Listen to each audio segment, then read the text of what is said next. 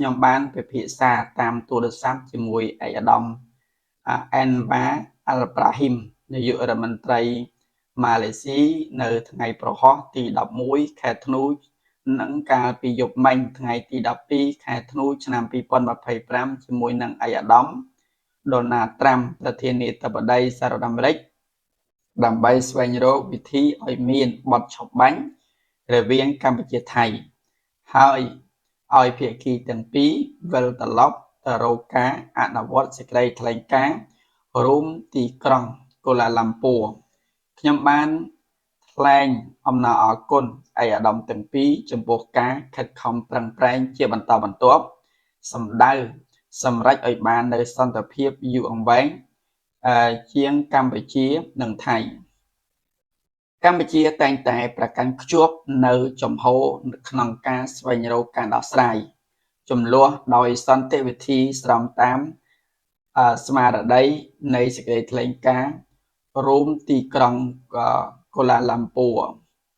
ចំពោះហេតុការណ៍បាញ់ប្រហារនៅរសៀលថ្ងៃទី7ខែធ្នូឆ្នាំ2025ដែលបានបណ្ដាលឲ្យមានការផ្ទុះការប្រយុទ្ធជាថ្មីរវាងប្រទេសទាំងពីរខ្ញុំបានផ្ដល់យោបល់ថាកងទ័ពឬស្ថាប័នជំនាញរបស់សហរដ្ឋអាមេរិកនិងប្រទេសម៉ាឡេស៊ីអាចប្រើសមត្ថភាពប្រមូលព័ត៌មានរបស់ពួកគេដូចជារូបភាពកែរណបដែលបានថតអំឡុងពេលនោះនិងក្រោយពេលនោះរយៈពេល24ម៉ោងដើម្បីផ្ទៀងផ្ទាត់ថាតើភាគីណាបាញ់មុនវិធីសាស្ត្រនេះអាចជាវិធីសាស្ត្រងាយស្រួលនិងមានតម្លាភាពបំផុតក្នុងការផ្ទៀងផ្ទាត់ហេតុការណ៍នេះកម្ពុជាត្រៀមខ្លួនសហការក្នុងករណីមានតម្រូវការ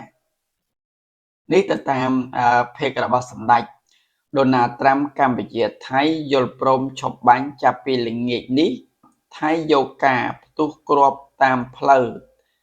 ទៅសងសឹកកម្ពុជាលោកប្រធានាធិបតីដូណាល់ត្រាំបានថ្លែងថា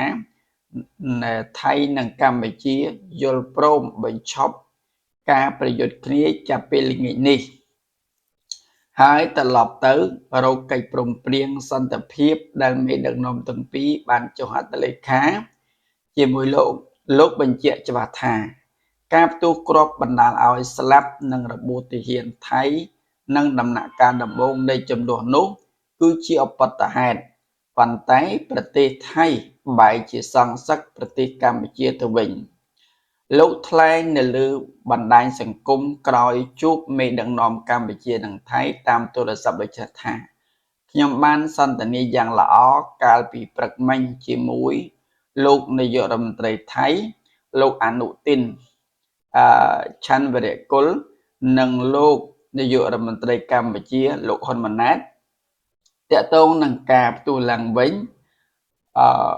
ជាអកុសលនៃសង្គ្រាមដែលអូសបន្លាយរបស់ពួកគាត់បានយល់ព្រមបញ្ឈប់ការបាញ់ទាំងអស់ដែលមានប្រសិទ្ធភាពចាប់ពីល្ងាចនេះហើយត្រឡប់ទៅកិច្ចព្រមព្រៀងសន្តិភាពដើមដែលបានធ្វើជាមួយខ្ញុំនិងពួកគាត់ដោយមានជំនួយពីលោកនាយករដ្ឋមន្ត្រីដ៏អស្ចារ្យនៃប្រទេសម៉ាឡេស៊ីពីលោកអែនវ៉ាអាប្រាហ៊ីមសូមបញ្ជាក់ថាគ្រប់បែកតាមដងផ្លូវដែលបានសម្លាប់និងធ្វើឲ្យទាហានថៃជាច្រើននាក់រងរបួសដំបូងនោះគឺជាអបតហេតុប៉ុន្តែទោះជាយ៉ាងណាក៏ដោយប្រទេសថៃបានសង្សឹកយ៉ាងខ្លាំងក្លា